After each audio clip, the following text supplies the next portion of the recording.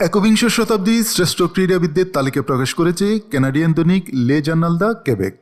সে তালিকায় শীর্ষে জায়গা করে নিয়েছেন ফুটবল ইতিহাসের সর্বকালের অন্যতম সেরা ফুটবল তারকা লিওনেল মেসি। 2 দশকের বেশি সময় জুড়ে ফুটবল মাঠে একের পর এক কীর্তি গড়েছেন লিওনেল মেসি। 2001 সালে বার্সেলোনার এক কিশোর থেকে আজকের বৈশ্বিক ক্রীড়া প্রতীকে পরিণত হয়েছেন তিনি। 2022 সালে কাতার বিশ্বকাপ জিতে তার জীবনের গল্প পূর্ণতা পেয়েছে।